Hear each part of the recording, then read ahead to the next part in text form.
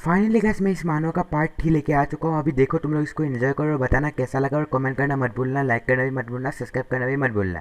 तो एपिसोड की शुरुआत में हम देखते हैं सायोसिया कह रही होती है क्या स्कूल में कोई ऐसा भी बंदा है जो इस टाइप के मेमोरी मेटल को डिस्ट्रॉय कर सके। फिर जो ये येलो वाला होता है वो कहता है मुझे लगता है ये किसी हाई स्कूल के बंदे की पावर नहीं है, इसमें से मुझे अभी भी एनर्जी महसूस हो रही है और इसे देख के मुझे ऐसा लगता है ये पक्का कोई सेकंड रैंक का एबिलिटी यूजर होगा। तो ये दूसरा बंदा कहता है मुझे लगा ही था कोई अगर हाई स्कूल है इतनी पावरफुल अटैक कर कैसे सकता है। तो ये सायोसिया होती है, वो कहती है कि अभी यहाँ से शूजिंग में यानी कि हमारा मेन कैरेक्टर गुजरा था, क्या तुम लोगों को नहीं लगता कि वो ये सब काम कर सकता है और वो अपने पावर छुपा रहा है सही टाइम के लिए।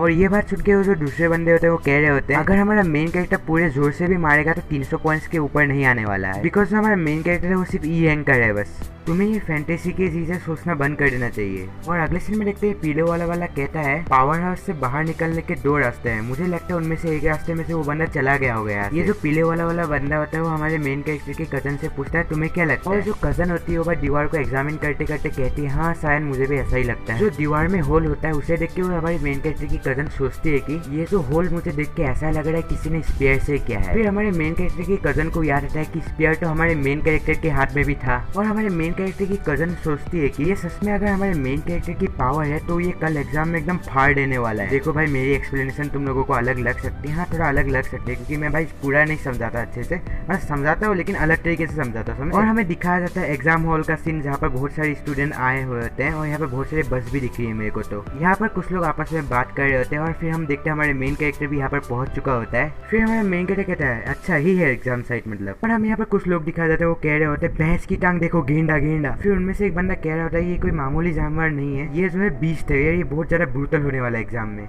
फिर उनकी बातें सुन के एक शोर वाला बंदा कहता है कि तो क्या हुआ गेंडा ही तो है, कोई यूनिकॉर्न थोड़ी ना है जो ऐसे देख रहे हो। हमारा मेन कैरेक्टर उसके दोस्त ल्यूजी से पूछता है कि ये सब बंदे कौन है जो बात कर रहे हैं वहाँ पर।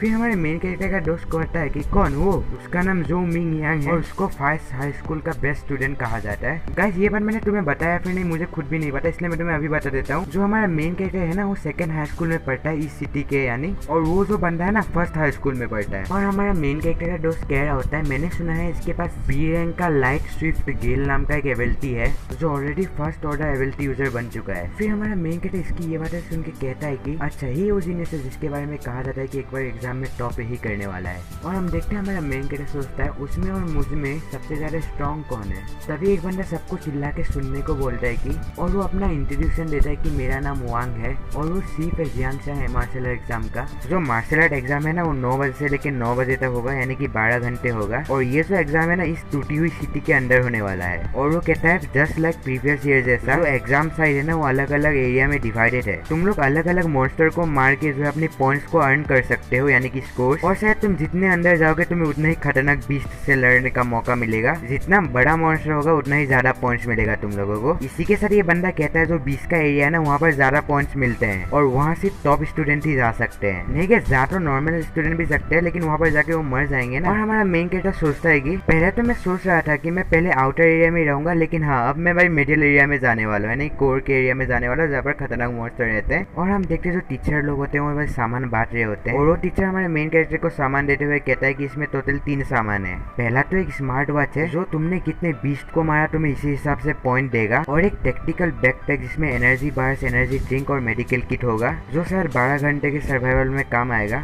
और जो तीसरा आइटम होता है वो एक सेफ्टी स्पेयर होता है जिसे दबाते तुम्हारा एग्जाम खत्म हो जाएगा और तुम वहाँ से निकल आ जाओगे और तुम बच जाओगे मॉन्स्टर से, ठीक है।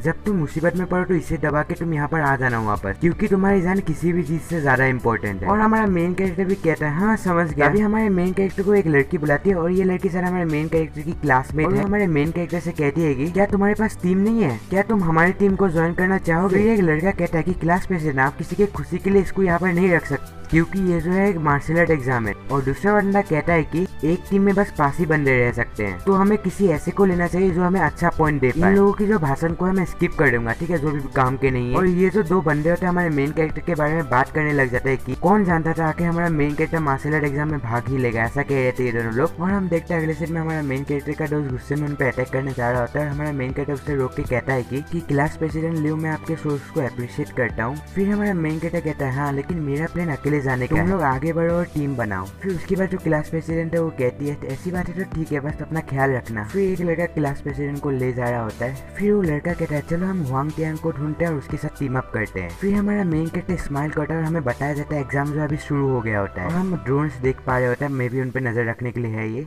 और हम देख पा रहे होते हैं बहुत सारे बंदे जो है सिटी के अंदर दौड़ते हुए जा रहे होते हैं। और हम यहाँ पर देखते हैं हमारे मेन कैरेक्टर की कजन को, और हम यहाँ पर देखते हैं इस स्वॉर्ड वाले बंदे को। इसी के साथ देखते हैं हमारे मेन कैरेक्टर के पहले स्टेप को। और हमारा मेन कैरेक्टर कहता है यूनिफाइड मार्शल आर्ट एग्जाम में आ रहा हूँ। और हमारा मेन कैरेक्टर अपना घड़ी स्टार्ट कर देता है। फाइनली जो हमारे मेन कैरेक्टर का घड़ी स्टार्ट हो चुका होता है। अभी अगर हमारे मेन कैरेक्टर किसी मॉन्स्टर को मारे तो उसको पॉइंट मिलेगा। और हम यहाँ पर इनके स्कोर देख सकते हैं। जो फर्स्ट कैंडिडेट है ना, उसने अभी तक एक मॉन्स्टर को मार दिया है। हमारा मेन कैरेक्टर कहता है लगता है मेरा भी मूव ऑन करने का समय आ चुका है, यानी कि वहाँ जाने का। हमारा मेन कैरेक्टर सोचता है ये बहुत ही लंबा रास्ता होगा आउटर एरिया से कोर एरिया तक जाने का, मुझे बस स्ट्रेट जाना पड़ेगा इसका मतलब। फिर हम देखते एक टूटे हुए बिल्डिंग को और हमारा मेन कैरेक्टर वहाँ दौड़ते दौड़ते जा रहा होता है। तभी उसको कुछ चीज नोटिस होता है। उसे नोटिस होता है कि वहाँ पर एक लाश है, मीन्स एक डेड बॉडी है, जिसे देख के हमारा मेन कैरेक्टर कहता है कितनी भयानक इंजरी है इसमें। और इसमें कोई भी हैरानी की बात नहीं थी कि टीचर्स मुझे इसमें भाग लेने से क्यों रोक रहे थे। फिर हमारा मेन कैरेक्टर सोचता है कि मेरी अगर एबिलिटी अगर एस रैंक में अवेकन नहीं होती तो मेरी भी हालत इसकी जैसी होती। फिर हमारा मेन कैरेक्टर वापस से सोचता है एक बार भी अगर तुमने अपना मूव चल दिया तो तुम्हारे पास वापस जाने का कोई मौका नहीं है, इसीलिए मार्शल एग्जाम को बहुत ही ज्यादा ब्रूटल कहा जाता है। इसी के साथ हमारा मेन कैरेक्टर उस मरे हुए बंदे के घड़ी को दबा देता है जिससे उस लॉजिस्टिक टीम को कॉल लगे। फिर हमारा मेन कैरेक्टर सोचता है अपॉर्चुनिटी हमेशा रिस्क के साथ आता है, सबके पास ऐसा चांस नहीं होता कि वो अपनी किस्मत को बदले। और हम अगले सीन में देखते हैं हमारे मेन कैरेक्टर ने किसी चीज को नोटिस किया होता है और हम देखते हैं किसी के पंजे को। और ये तो मुझे कोई ब्लैक पैंथर लग रहा है जिसमें से बहुत ही ज्यादा डेडली ऑरा निकल रहा है अभी तो। और हम अभी इस ब्लैक पैंथर को देख पा रहे होते हैं जो बहुत ही खतरनाक लग रहा होता है, जिसे देख के हमारा मेन कैरेक्टर भी कहता है अच्छा तो ये एक ट्रैप था। तो बेसिक गाइस इस चैप्टर में बस इतना ही था और इसका नेक्स्ट चैप्टर मैं कल लाऊंगा। और लाइक एंड शेयर करना मत भूलना और इसके बाकी पार्ट्स डिस्क्रिप्शन में मैंने दे के रखा है। और भाई बाय बाय, आज के लिए इतना ही।